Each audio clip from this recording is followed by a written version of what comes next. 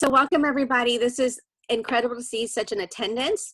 We're here to listen to the president of KAIROS Home Loan share with us what's going on in the market today in regards to real estate.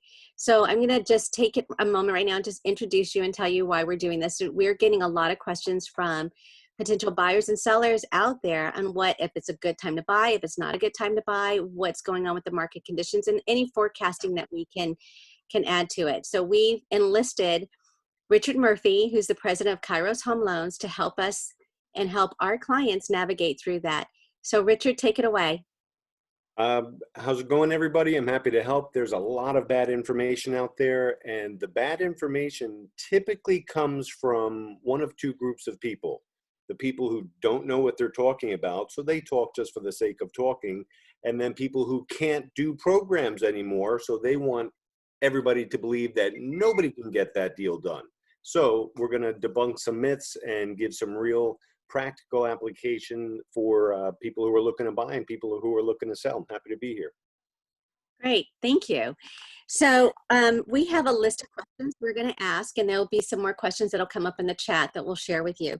Okay. But right now, we'd just like to know, what is your opinion of the current market conditions? Suicidal if you don't know what you're doing. And that is where a lot of loan people are. They have no idea why rates are where they are. They think 3.5 is high, which is boggling to me. Information goes in and out, and the last person to get the information is the consumer, unfortunately. So also unfortunately is that there are a lot of people in the mortgage industry who don't know what they're doing, what they're talking about. They think that the Fed overnight rate is a specific number. It's not, it's a range. And they think when the Fed dropped the rate that meant the mortgage rates went down by 1%. Not even close to being true. So they spread that information. Then the borrower gets on the phone and says, well, should my interest rate be 2? Or 0? No, it shouldn't be. And then thankfully, when we explain that stuff to the borrower, then they are brought back into reality and they're good to go. Happened twice this week, 3 times this week. Can you elaborate a little bit more or drill down? When we say market conditions, can you go in particular about California? Because I know you've had people that'll come to you, well, I've seen this interest rate, and when you dig into it, you discover it's for a completely different state. Can you explain that? Because we are dealing with people that, in California. Sure. So there are variables. No two deals are exactly alike. So people who work together, they're both buying homes at the same time. And hey, my buddy at work got a 3.5, so why am I not getting a 3.5? Well, your buddy has good credit, you don't. Your buddy's putting 20% down, you don't. Things like that. So it leads to a bunch of confusion. It matters. The FICO score, for instance, matters on a conventional loan way more than an FHA or a VA loan, or even USDA. So the government loans, FHA, VA, and USDA, those guidelines are different than a conventional loan. That's one factor. Another factor would be, what's the loan amount? Not the sales price. Here's what I mean. It could be a $1 million sales price. But if somebody's putting $500,000 down payment, the loan amount is under 510. 510,000 and some change is the conforming loan limit. If it's between 510 and 765, 600 in LA and Orange County, that's a super conforming or high balance loan. Conversation I had with a client this week, the rate was 3.75. That's a smoking rate for a $765,000 loan. And that person said to me, well, that's about 0.25% too high. It should be lower. And I said, let's talk about that. Your loan is not a conforming loan amount. It's not 510 or lower. It's between 510 and 765. So you're about 0.25 point higher, which is still a very good rate of 3.75, considering I'm about to give you $765,000 over 30 years to pay back. So having that information and being able to explain it, he got it right away and said, oh, okay, he didn't know the difference. And that's basic. but there's a lot of information that people don't understand. So it's, I'm a mortgage geek is what I am. And so I like explaining this stuff to borrowers, agents, anybody I can help. I'm here to help. You mentioned that you're a mortgage geek. Mm-hmm. Can you elaborate on your history and why you have a different grasp on what's going on in the market? Sure. I started in 1998. I've been a loan officer, a branch manager, a production vice president. I took a small Southern California company and grew it from 7 branches to 7 states. I was the senior vice president of a major billion-dollar, multi-billion-dollar mortgage company. I've had national sales teams twice. I have been the president of a company and dealt with Freddie Mac and HUD on a national basis for the disposition of their assets and notes, respectively, meaning I helped Freddie sell their houses and HUD get rid of their pools of notes.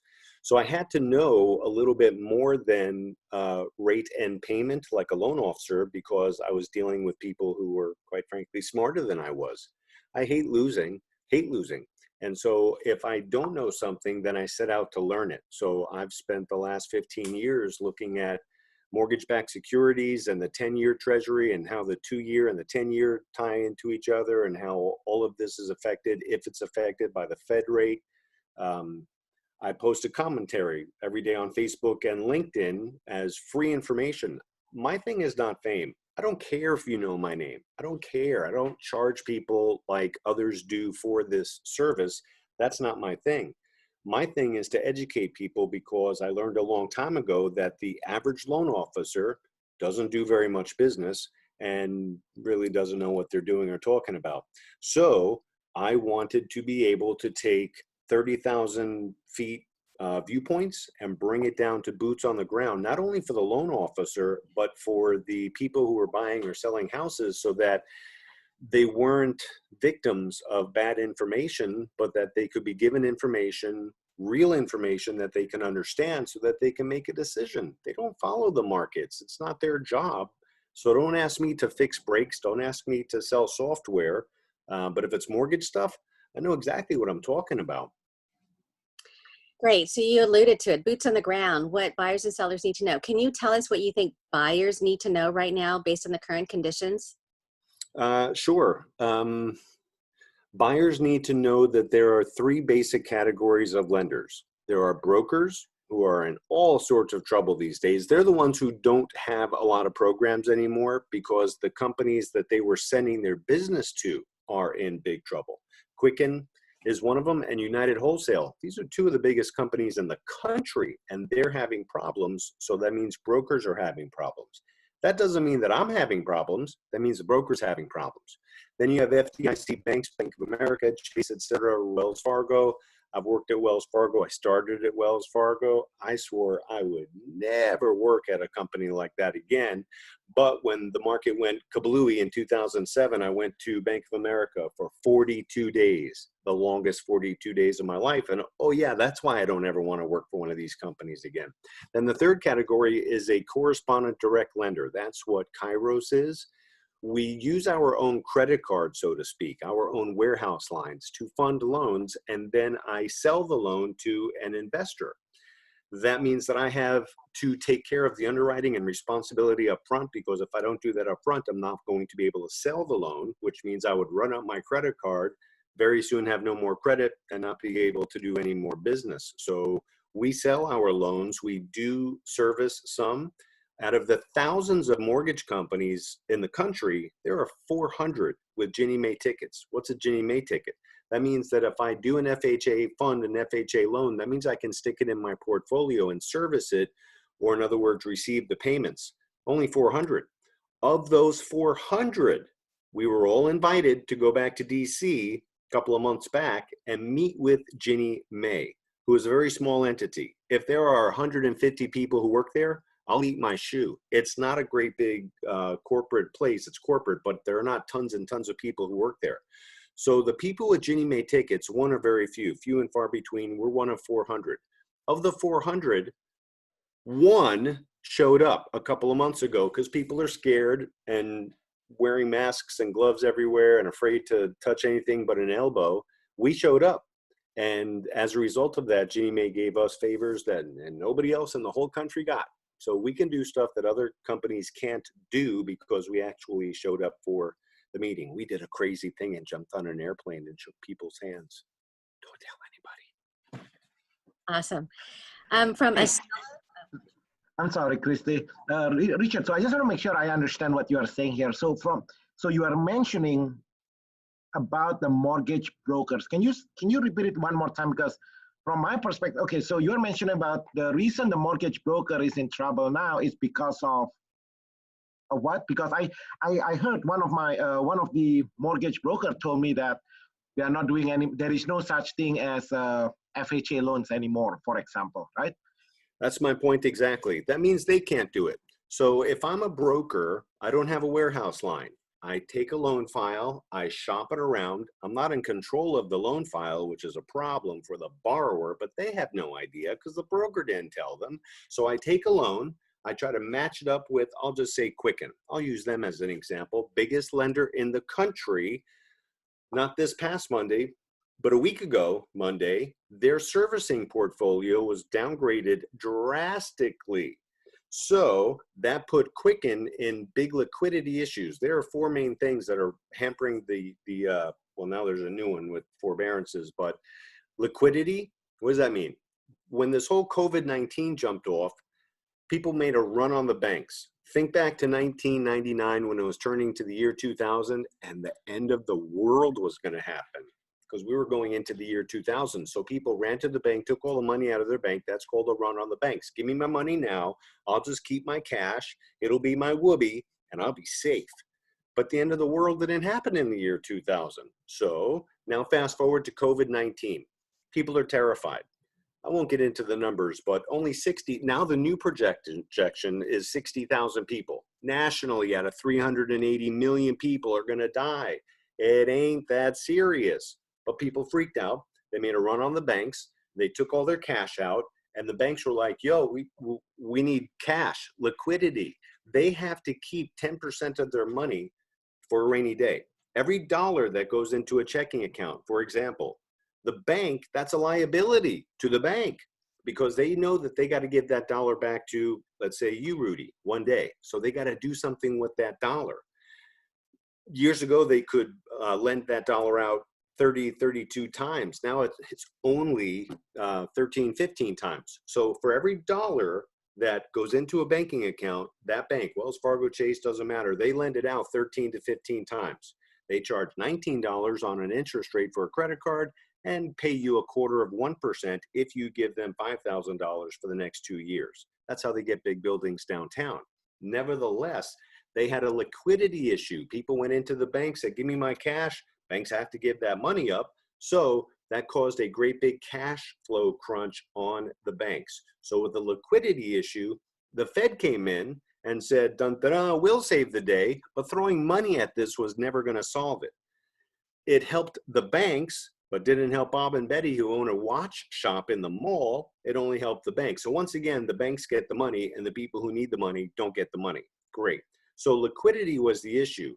The mortgage companies, like, well, a lot of them, not us, but a lot of them, they then had to continue to make payments on things to the bond investors. So rates went up, rates went down, sometimes by 500 basis points in a day. That's a lot. In perspective, and I know you asked me about brokers, but I got to go out there and bring it all back. A reprice, typically, if bond prices, mortgage-backed securities or treasuries, they go up by 13 basis points in a day, panic alerts go off, rates are going to go up, loan officers, those who are paying attention, know to lock their loans or at least explain this stuff to the borrowers that that's what's going on. Then we had these drastic swings because of the liquidity issues, and we would go up and down by 200 or 300 basis points in a day. That's almost 200, well, let's see, 10 times, 20 times, 20 plus times what normal freaking out would be. People didn't understand this, and so it jacked up the rates. Then the Fed came in, $50 to $70 billion a day, but they were looking for a sweet spot. They weren't going to do it forever. Anybody who thought that was going to go on forever and ever were unaware of reality. So the Fed was always looking for a sweet spot. They have found a sweet spot between 103, 104-ish on the mortgage-backed securities so that things can stabilize. Now they're going to start throwing money at Bob and Betty, $1,200, $1,700. That's not the answer to the problem either. So brokers usually don't know this stuff. People at banks don't usually know this stuff.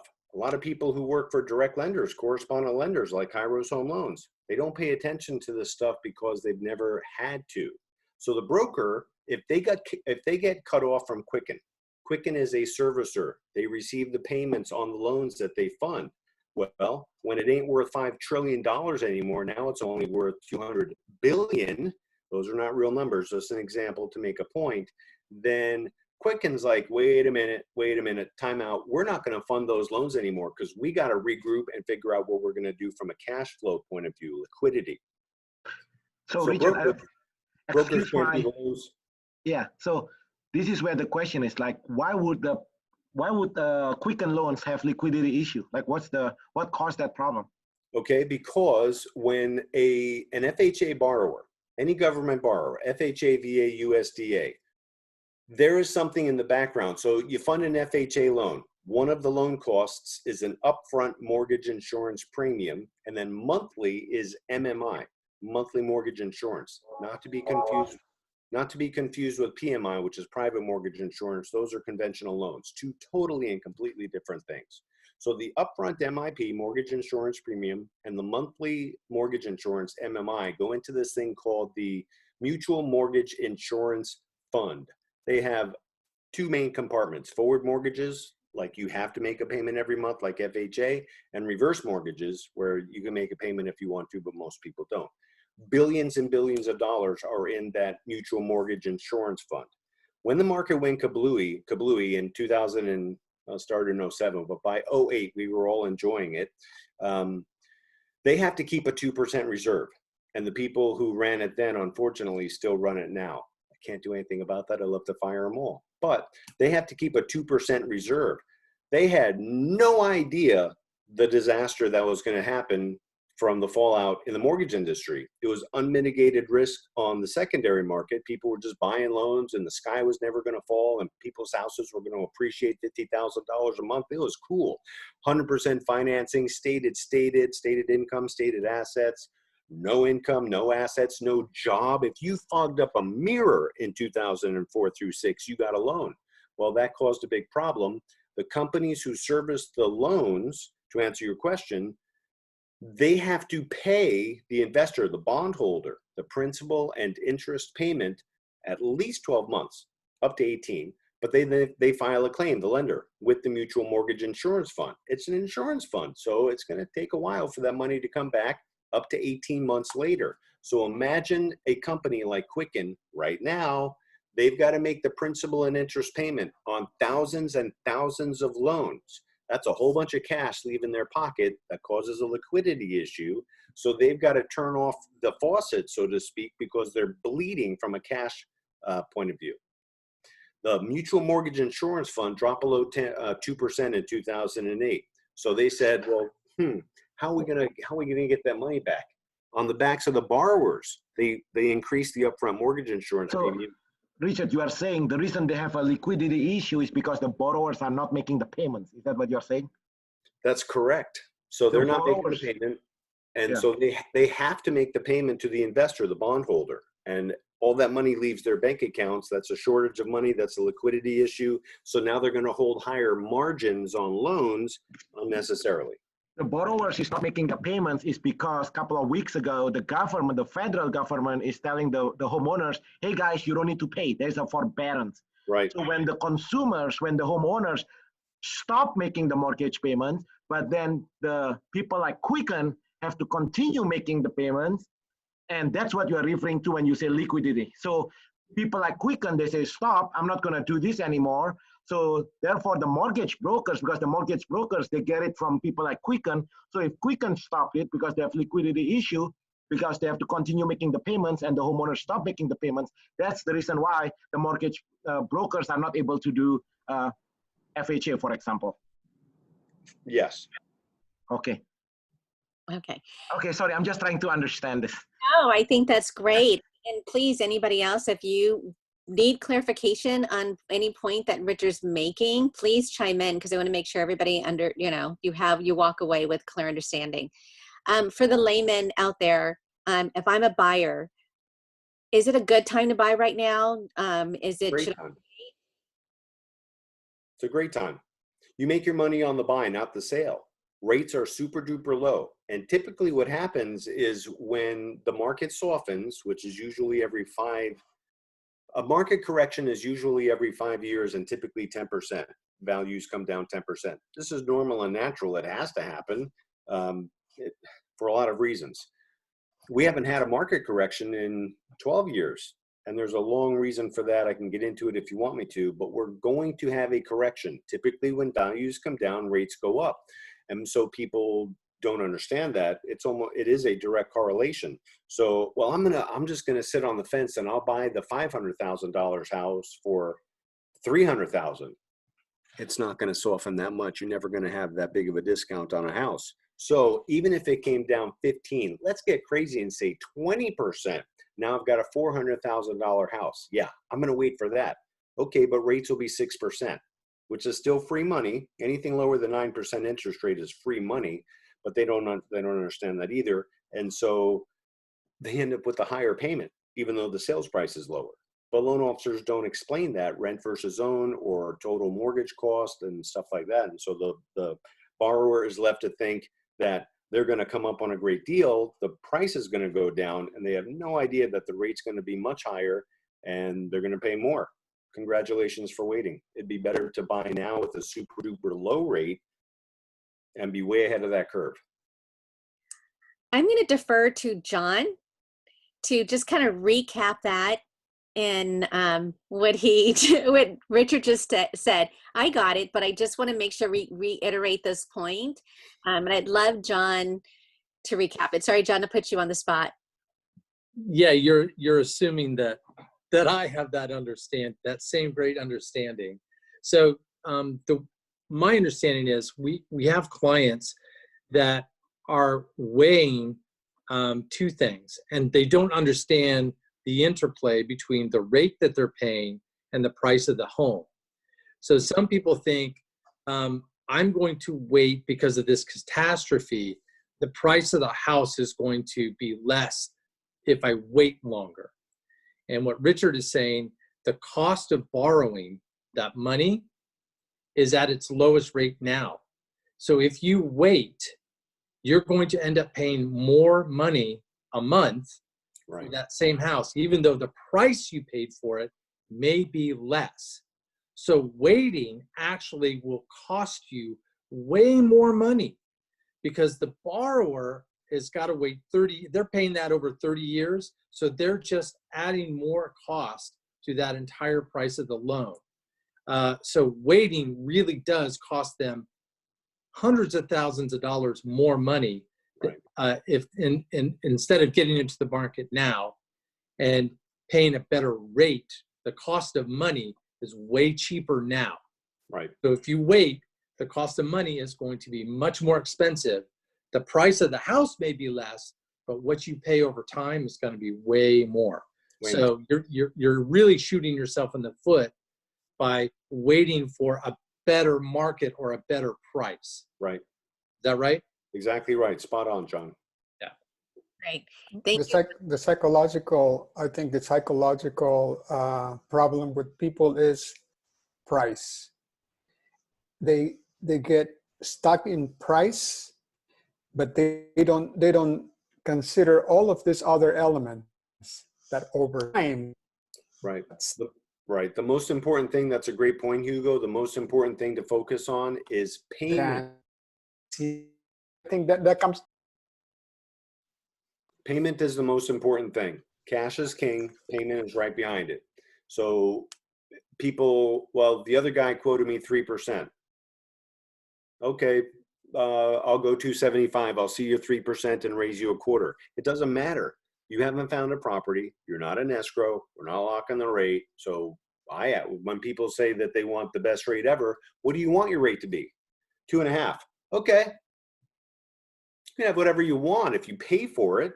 So I reach out when stuff happens in the market. I reach out to my network of loan officers, about 300 of them nationally, and I just get blown up with emails. I got to look through them. I was awake when you sent me that email this morning at 3:30 in the morning or something, Kristi. But I thought, if I respond to this woman, she's going to know that I'm awake, and I don't feel like getting into emails right now. I was reading through some of those responses.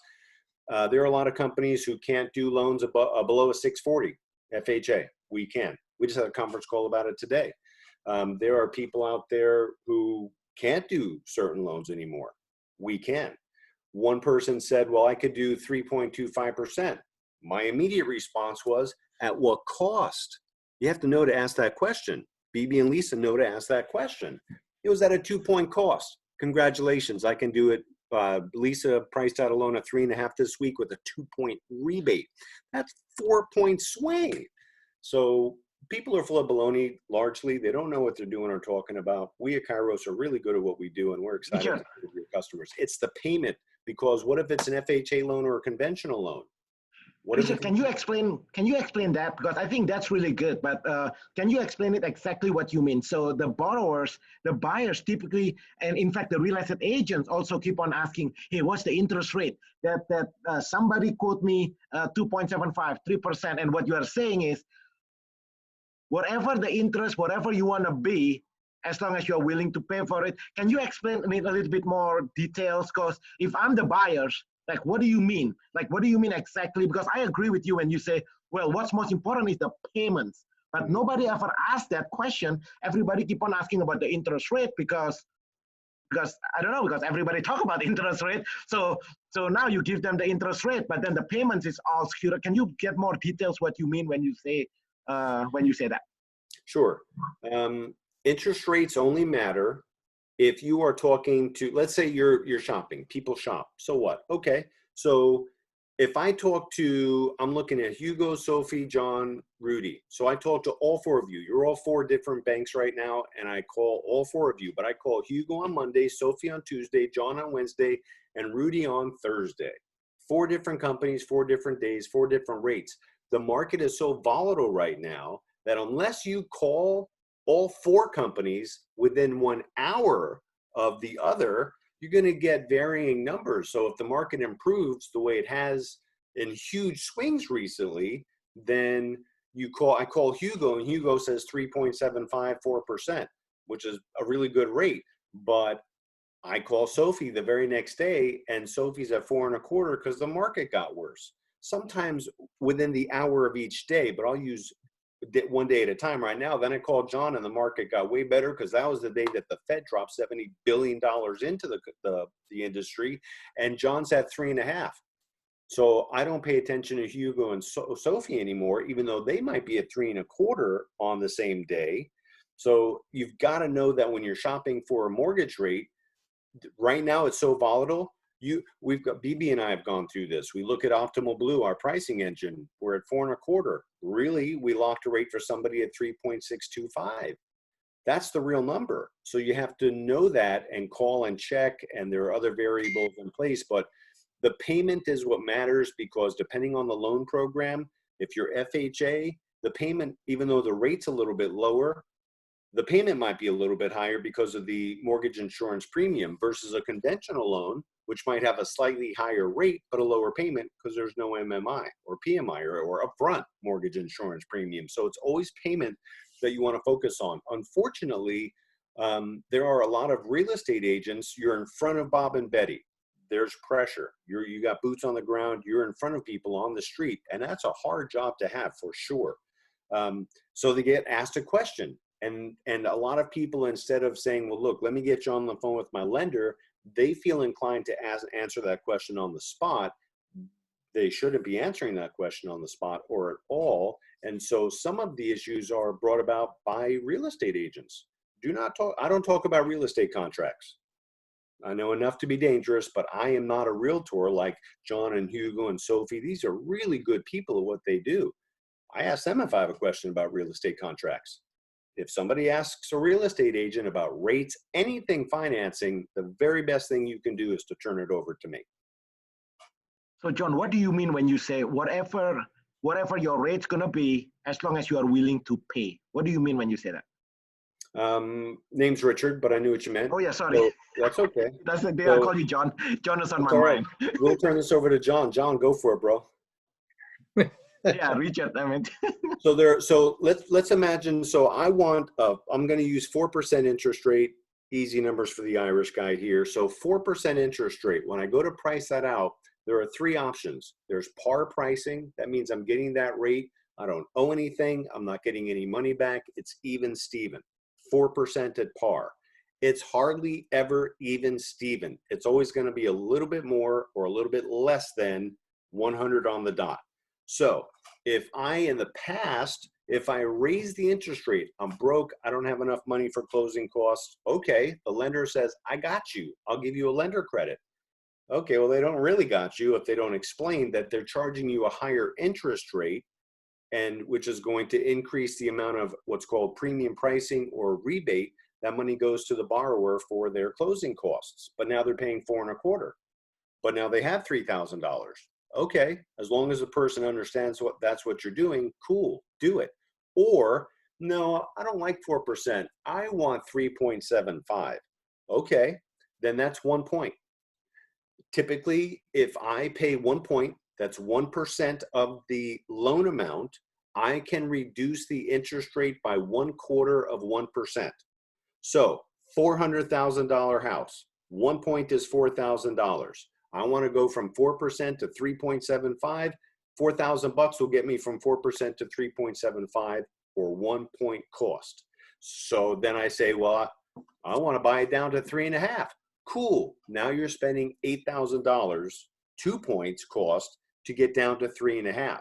So the loan officer who popped off at me earlier this week, I know this person, and so I said, at what cost? 2 point cost. So 3.25 at 2 point cost, I could have done that loan at almost no cost because of the position of our company and how we float down and how we use capital markets to our advantage. That's another long story, but that's what I meant. You're either going to pay to lower the rate, or you're going to get money back when the rate goes up higher.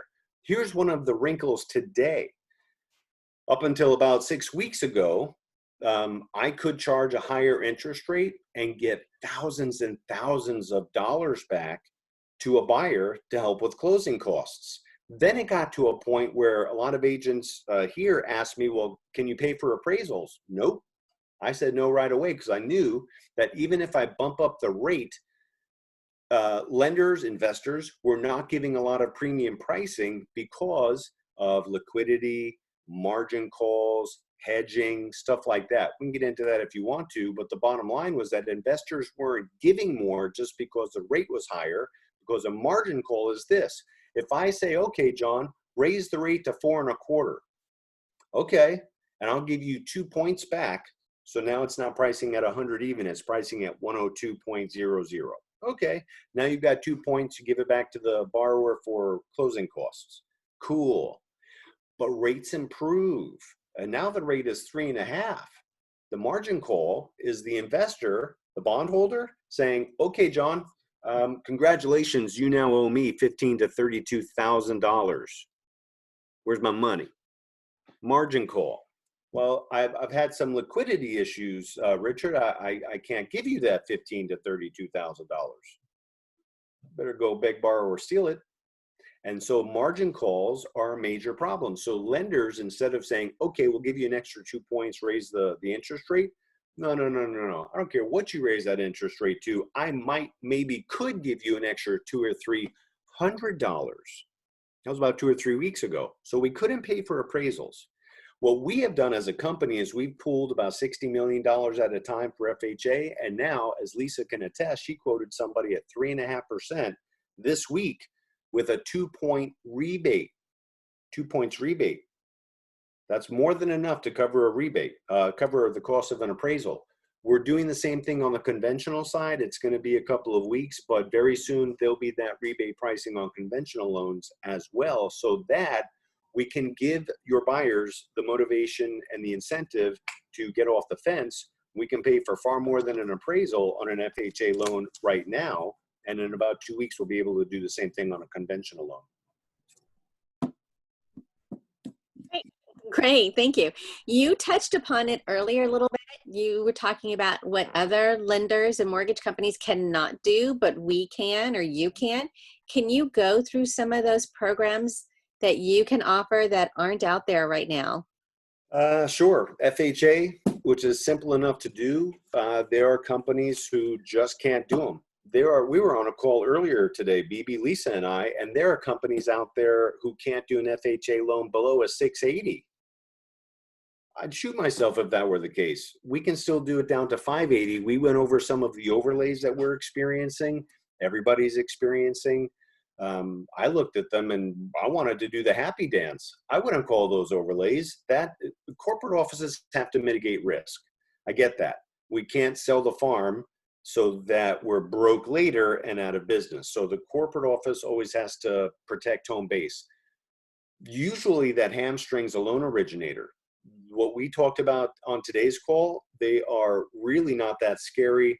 I'll go a little bit deeper for a moment and then I'll come back out to other loan programs. On an FHA loan, there's something called the HUD compare ratio. Every loan officer has one, so let's say there are 10 loan officers in a branch. The 10 loan officers create a branch HUD compare ratio or neighborhood watch number, same thing.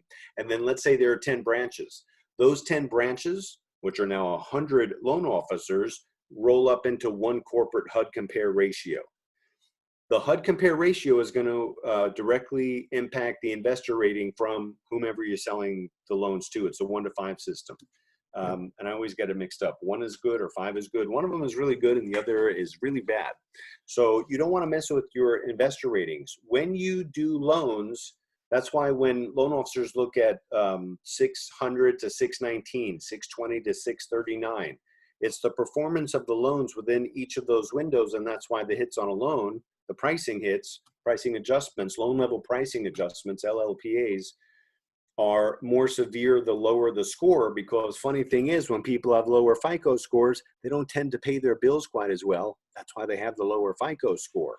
But the person with the 520 FICO score thinks that they should have a 3% rate, and that's just not the same as somebody with a 720 FICO score because they're actually making their payments on time.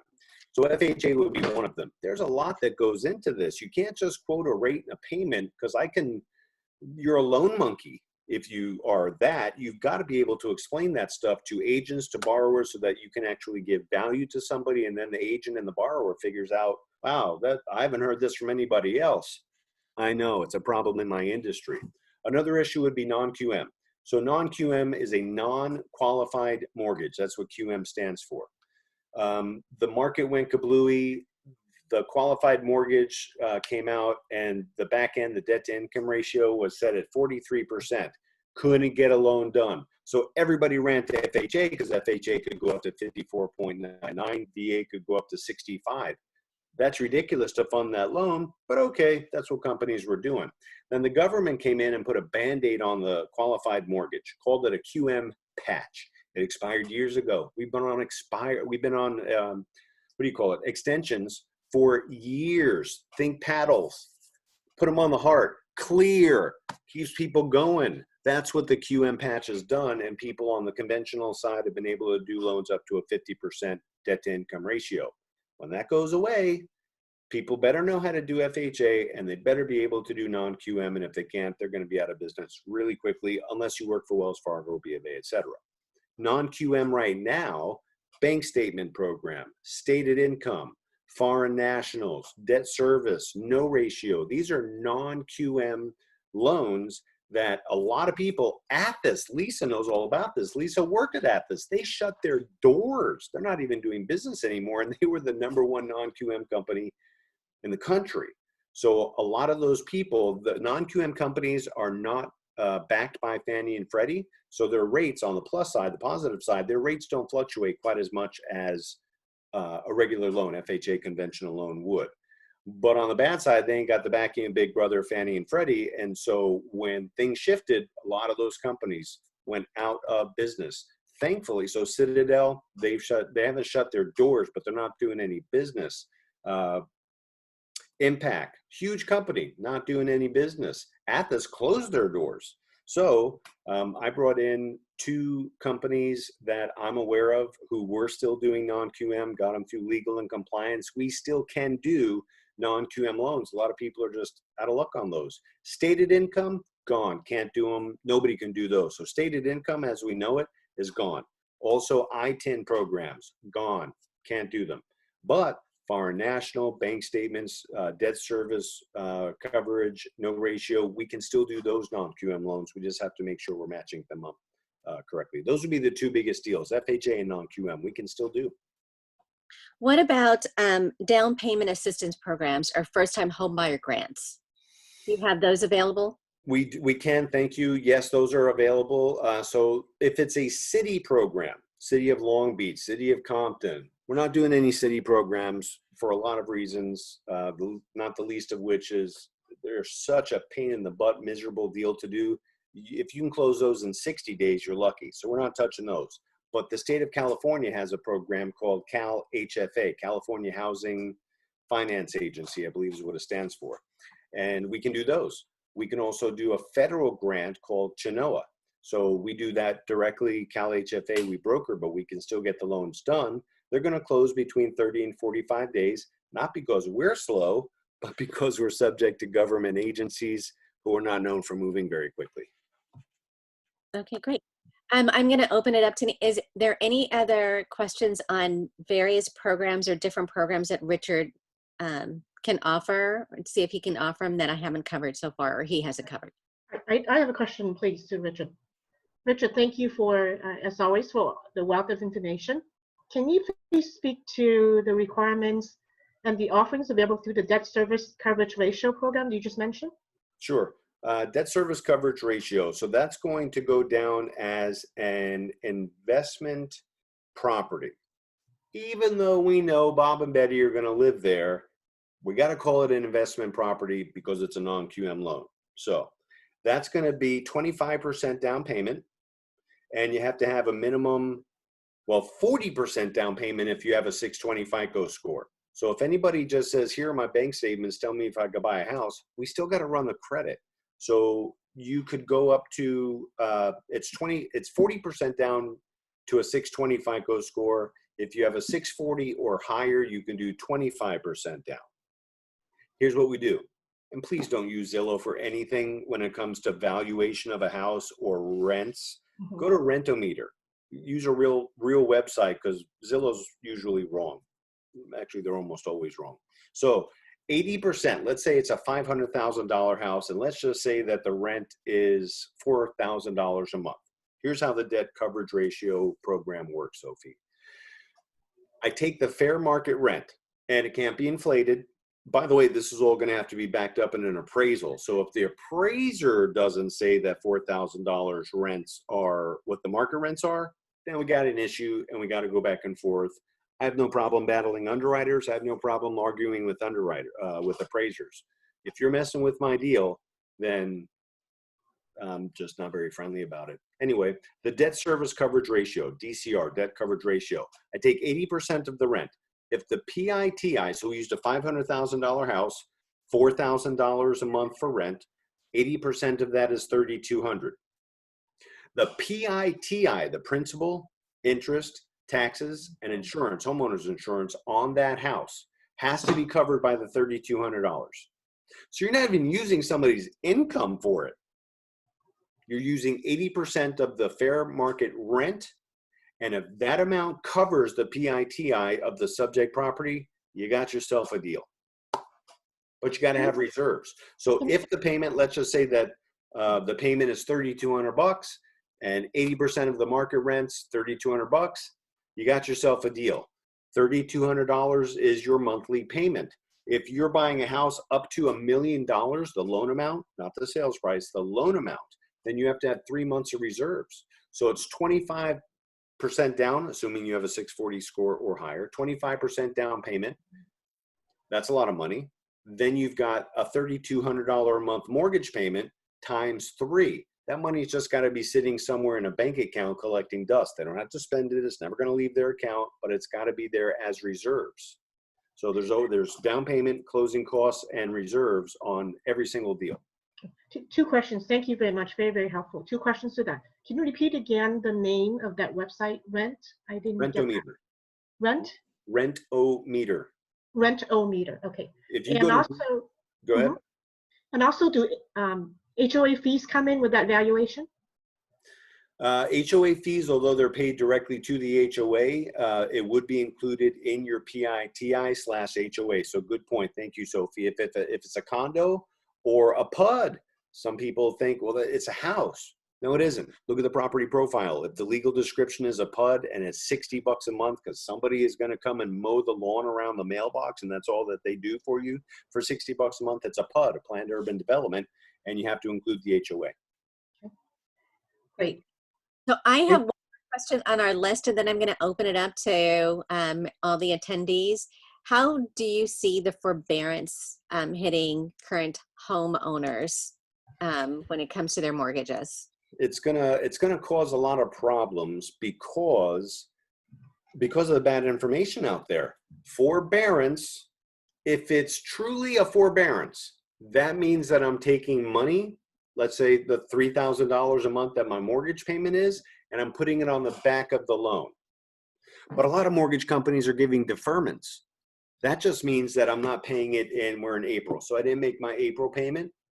On May 1st, I'm gonna owe 2 months. On June 1st, I'm gonna owe 3 months. So after the 3 months is up, July 1st comes around, I now owe 4 months of mortgage payments. That's a deferment. That's what most lenders are giving, but everybody thinks, oh, cool. I don't have to make my mortgage payment for 3 months and I'll just pay it at the end, only if they were approved for a forbearance. And people are gonna, renters, they're gonna get caught, mortgage people, they're gonna get caught, people who owe a mortgage or rent every month. If it's a deferment, man, you better come up on a lottery ticket or you're gonna have 4 months of payments that are gonna be due. And then when the government opens up either evictions or foreclosures, you're gonna get kicked out your house. So that is a great explanation of deferment. Can you kind of do the same for the forbearance, or is it going to operate the same way? A forbearance, one, you got to call. If you can't make your payment, you can't make your payment. If you can make your payment, make your payment. If it's a forbearance, the $3,000 a month that I would pay for April is going to be put, let's say I just took out the loan and 30 years from now is going to be the year 2050. So I'd owe that month or up to 3 months in the year 2050. I don't owe it now. It's not building up, and now I owe 4 months in July.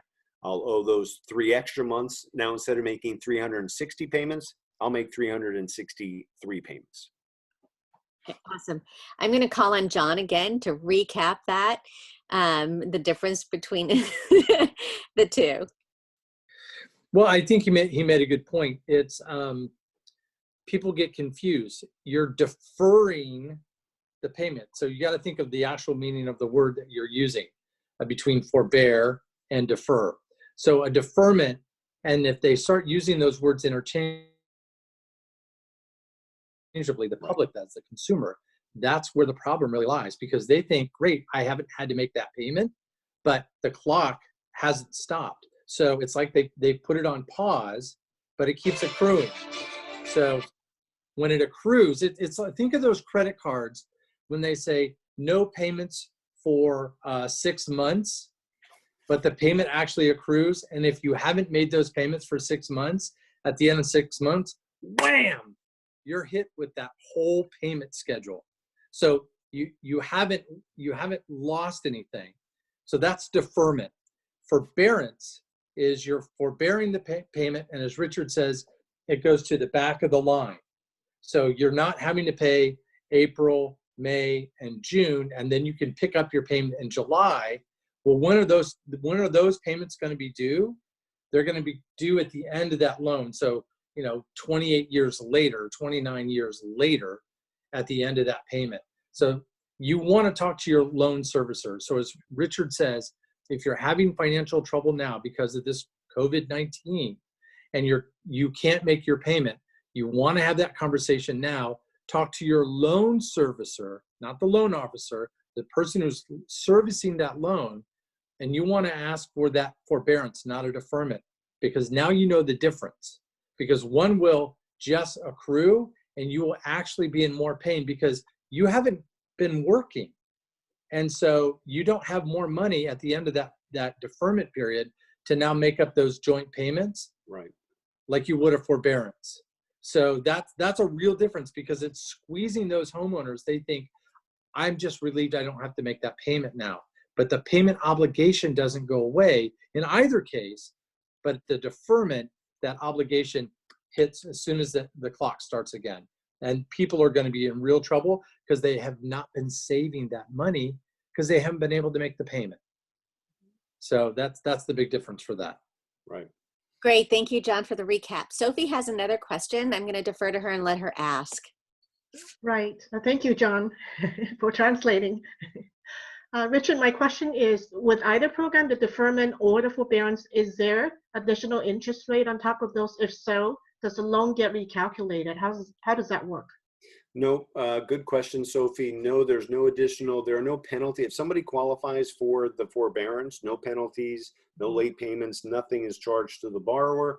Whatever the payment was is, and let's say it goes a full 3 months, they just throw those 3 months on the back of the loan and they pay it later. But there are no penalties. The better strategy for people is to do a cash out refinance. Why? So that way I take some of the equity, I make the payments while I can, I don't owe any money later. And now when I have a personal liquidity issue, potentially, I've got the money to make all my payments, even though I'm not working, not getting any money. Richard, Hey, Richard, I'm sorry. I got one more quick question. And maybe you're going to ask this, Kristi. So at this time, and this is for buyers, what would you like the buying public to know, or even the agents out there, because they're confused? As you said, there's lots of misinformation or incomplete information. What would you want the buyers to know now if they are thinking, I've been saving? What are the good questions they should be asking? Is it the rate? Is it how much down payment? What matters more now if they're getting into the market and they want to buy? What kind of a down payment do they need? Or what do you wish they would know, to a basic question to ask in this environment? Good question. That is multifaceted. And here's what I mean, John. The good thing about looking for a house right now, if you're looking to buy a house, don't wait. There are a lot less people out there buying houses right now. So your competition is much lower. Strike while the iron is hot. Two, understand that it's better to cough up all of the paperwork in advance so that when you write the offer, you're not given bad news a week later. Oh, I know you like the house, but you can't buy it because I didn't see your tax returns. I saw a pay stub and a W-2, made a snap decision. Here you go. And now you can't buy the house that you already had begun to think where the couch is going to go. So giving up the information in advance is very important. Knowing that you should be out looking for a house now because there's far fewer people looking for a house right now. Also a good idea. It's always about payment, not rate. Yeah, rate is but it's secondary. What's the payment? Because if I look at people's information, BB does this, Lisa does this. all right. They're going to look at what loan program do they qualify for. We want to provide loan solutions. So here's what it looks like conventional. Here's what it looks like FHA. Here's what it looks like fill in the blank. And the rates might be different, probably are. In fact, almost certainly will be, but the payment, even though it's a higher rate, might have a lower payment. So you got to focus on payment and not think rate. People read articles and think that, well, I read an article, or I used to be a loan officer. When? It was 2006. It's not the same anymore. Don't say that you're a loan officer. Or my cousin, aunt, uncle, Indian chief, somebody who was, my barber is a loan officer on the side. You got to talk to somebody who knows what they're talking about, please. Okay, great. A couple more questions came in on the investment side. Do borrowers have to own their primary home to qualify for an investment loan? And for investors, what does that look like for them right now? No to the first question. If they're going non-QM, let's say the debt coverage ratio program or no ratio, or we're going to call it an investment program, even though they don't own a home, and the house that we're calling an investment is really going to be their primary residence. That's the only way to get that loan done, is to call it an investment property. So no, they don't already have to own a home. They could buy now. We know that they're going to live there, but we're going to call it an investment program, and they're going to put 25% down. Go. What was the other question? Is it looking good for investors right now in terms of interest rates and what's required for them? For sure. If a property cash flows, so there are two different types of investments typically. I'm going to buy it, I'm going to hold it by renting it out. If it cash flows, it cash flows. If I buy a house and I'm going to fix it up and sell it, that's a flipper.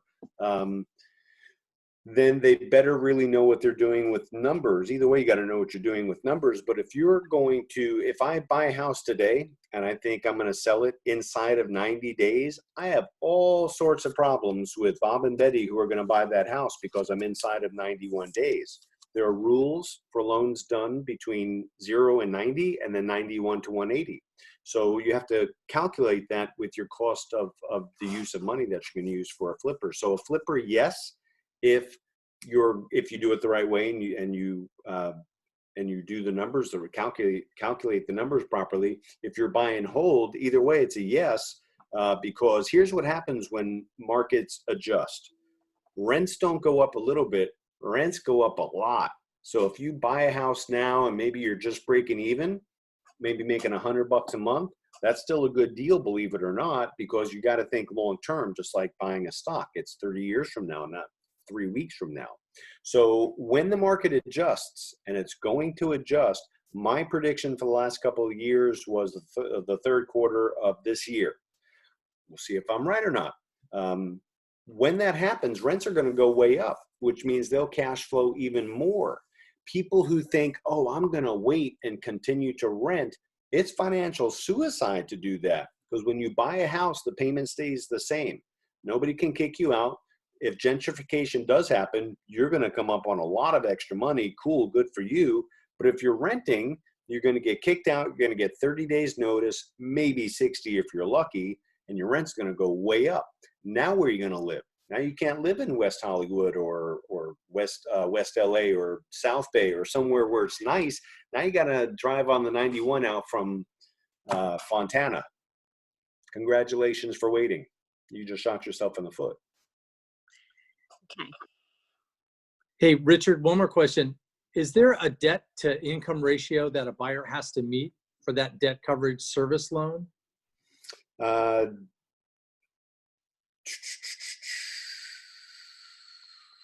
think there's always, it's 50%. Lisa, chime in here. I think it's 50%. Is that true, Lisa? I'm pulling up the guideline worksheet, so give me one moment. Okay, I think it's 50%. It depends on the program, but generally speaking, 50%, John. All right, and you had also said as long as 80% of the market rent covers the PITI, that loan is probably going to be good? It will be good. Okay. That's how the program works. Oh, Richard. Got to make sure that the rent is accurate. Yeah, Richard, I guess my question is, when we go with conventional, we know the DTI is 50%, right? But I was talking about the debt coverage service that you mentioned earlier. Yep. I don't think it makes sense 50%, because like your rent, if you can cover 50% of the expenses, I don't think they're gonna take it. I just want to make sure, like, Okay. is it a You're not the investor, so that's good news right there. If 80% of the rent covers the PITI, you got a deal. There's no real DTI. Then it's not 50%, because your income literally cover whole PITI. That's like 100%. The 80% of the rent would cover the PITI. You got yourself a deal on the debt coverage ratio. Okay. Generally speaking, non-QM is 50%. That's all I meant. Okay. So Okay. It's not like commercial. You have to like be 1.25 above of your PITI. Deal. Apples and oranges, correct. And by the way, you made a comment, Wesley, very important. A lot of people think that, well, it's 50% on a conventional deal. Not necessarily. With the way the market is right now, let's say somebody has a 670 FICO score versus somebody with a 740 FICO score. The The 740 can probably go up to 50%, but the 670 person might only be able to go to 45. Yeah, we got that part. Ideally, we are talking about any person with FICO about 740, 80/20 LTV, and then good income ratio. That's what we're talking about. But then that's the ideal general guideline, right? But for the debt coverage service, so let's say your 80% rent cover all PITI. The investor doesn't require extra. Like Reserve. let's say your PITI is 3,000, and then your rent is 3,000. That's even money. That's not Right. extra ratio on top of it. Would they be okay? I guess that's my question. The only thing on top of that, if we're only talking about the debt coverage ratio program, Wesley, then Yes. the 80% of market rates cover the PITI. You got a deal. The caveat, the but, is that you still have to have reserves. Yeah. So they put a big down payment, 25%. They also have to have at least 3 months of reserves of whatever the PITI is. If it's $3,000, they got to have 9,000. Yeah. I mean, that's you got to close the gap already. And that's they can, like Rudy said, when they need the money, they always can come up with something. 9,000 at the end is pretty close. But we just want to know the guideline, like if as long as the PITI was met, there's no extra. You have to go above PITI like 20%. No, as long as it's met within PITI, you're good. Correct. But to your point, Wesley, you can't just say, oh, here, I've got an extra $20,000. I had that in my bedroom closet safe, and I'm going to put it in my bank account tomorrow. And now there's a big $20,000 cash deposit on somebody's bank statement. Mm-hmm. Now you're stuck. So that's nice that you had that 20 grand in your closet safe. But let's figure out a way so that we call that a gift and we do it the right way so that you can get your deal done. For the investment home, we cannot take gift, right? The money has to be seasoned. But then for this debt coverage service, anybody, you made a general statement, so I responded to the general statement. Anybody who's got the money, because they can find the money and they go put that money in their bank account, and now we've got a great big cash deposit showing up, that's going to kill a deal. Not a cash deposit. Let's say, even though your dad write a check for you for investment home, you still cannot take the money, right? How's that deposit going to show up on a bank statement, Wesley? It's just a check. It's going to show up as a cash deposit, dude. Uh-huh. Non-payroll, non-ACH is a cash deposit. I don't care if it's the dad writing a check, you've had cash in your closet, Aunt Peggy gave it to you, doesn't matter. That's a cash deposit. It's a non-payroll. Anything non-payroll, non-ACH is a cash deposit. And you got to be able to explain it. If it was just cash laying around, you're not going to get credit for that. If you say, well, I sold my car. Okay, where's the bill of sale? Where's the proof? Where's the canceled check? Everything has to be proved, especially now. Is that 2 months seasoned? Is that what it is? Are we still talking about the debt coverage ratio program? Oh, sorry. No, sorry. On the all of a sudden a little cash came in, that has to be seasoned for 2 months. I shouldn't say a little, like if it's a big chunk. Anything that's non-payroll, non-ACH, it has to look like it was in your account. So if somebody came up on 50 grand, their Uncle Joe is going to give it to them. However they got it, and they put it in their account today, April the 10th.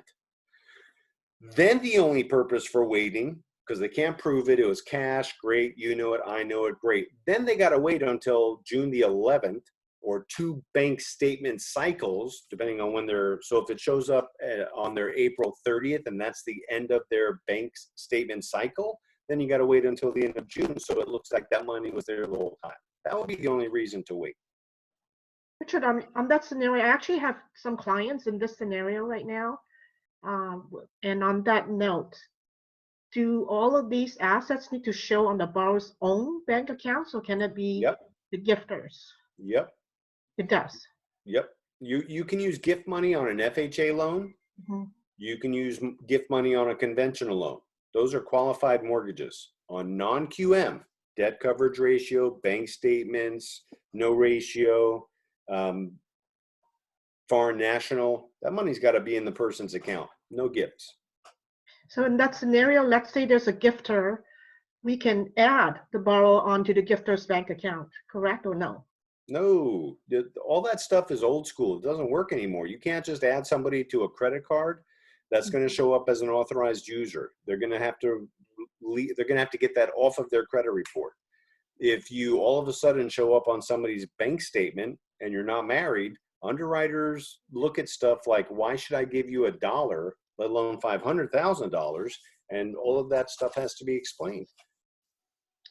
Oh, and that's the gifter is also a borrower and untitled.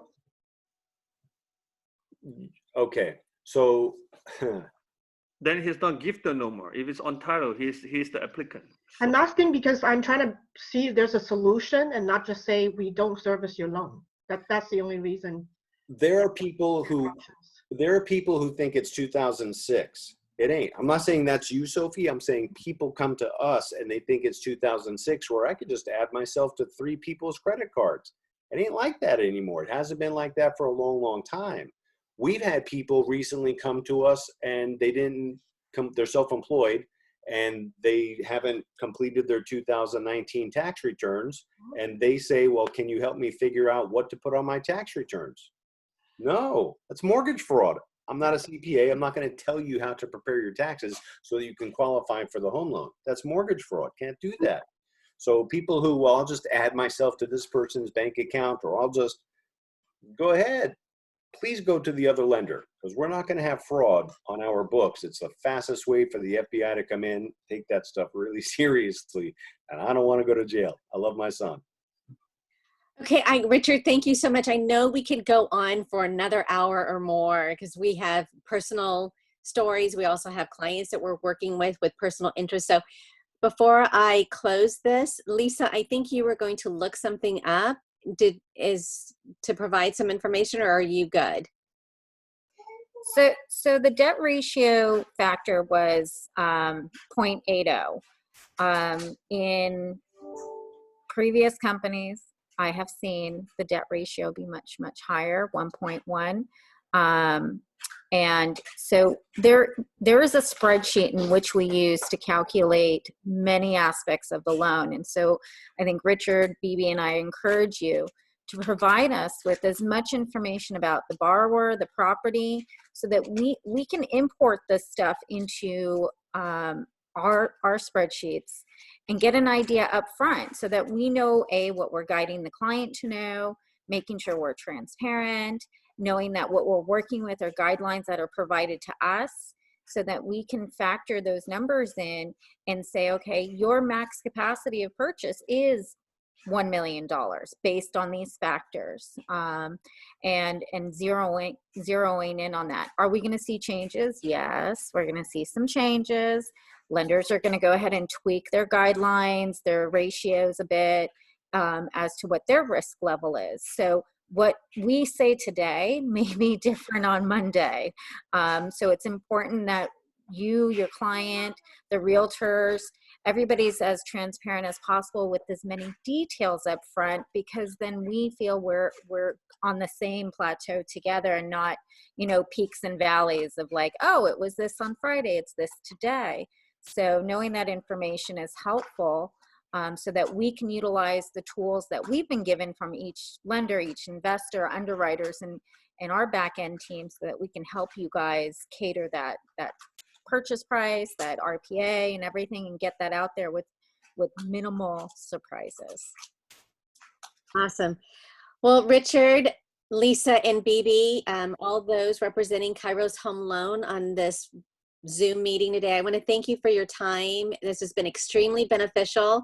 I know we could go on for hours. There's so much to gain, so much knowledge that you guys can share with us. It's going to be beneficial for our clients. So maybe we'll have to do a part 2. But for right now, we're going to go ahead and close this out. Thank you, everyone, for attending.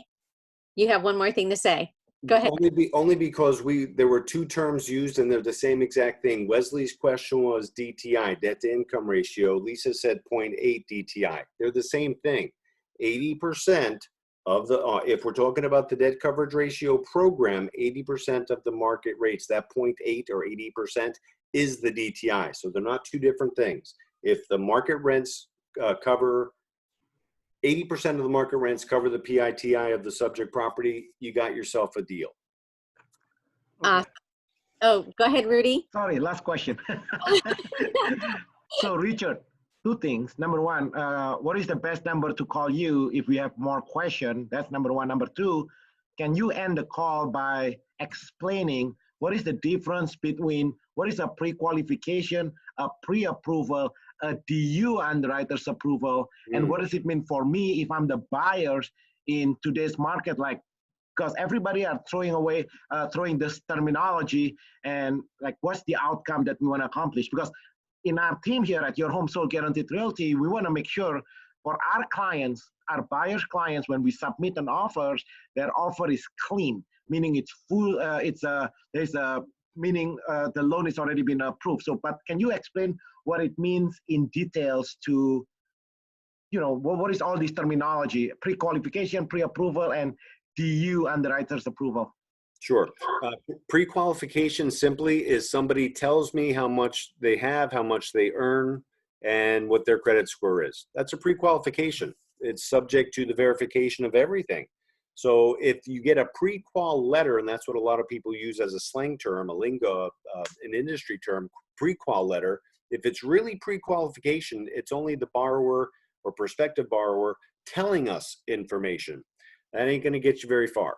Pre-approval letter would mean that we've looked at the tax returns, pay stubs, and the reason we look at all of that stuff, not just a W-2 and a bank statement, I'm sorry, a W-2 and a tax return, is because a real pre-approval, you've looked at the tax returns. A W-2 is nice to have, but when you really dig into the tax returns, you see that somebody really has a side business, a Schedule C, they're a sole proprietor, and they wrote off everything, and that's a negative number. Well, that's going to reduce their income, and so if you use only a W-2, you could have a bad surprise in a week or two when you get into underwriting. So pre-qual, I'm just telling you. Pre-approval, I'm showing you. And if let's look at the VIP buyer agreement. Some people say, well, he's a VIP buyer.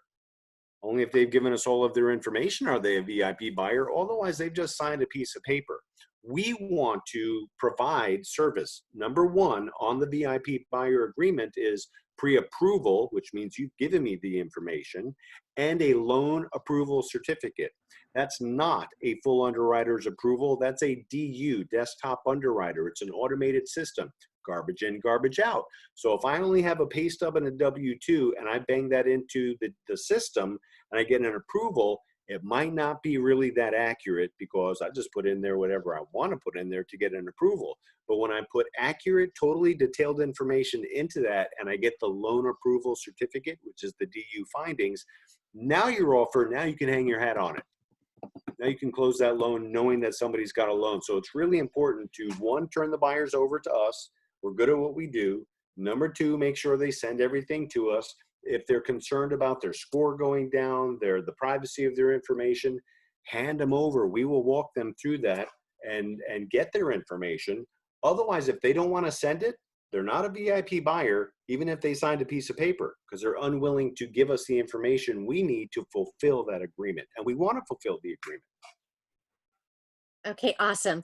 Again, thank you so much, Richard, Lisa, and Bibi with KAIROS Home Loans. Richard, how do we, can you share your information so that if somebody needs to contact you, they can do that? Or how do they reach you? What's the best way?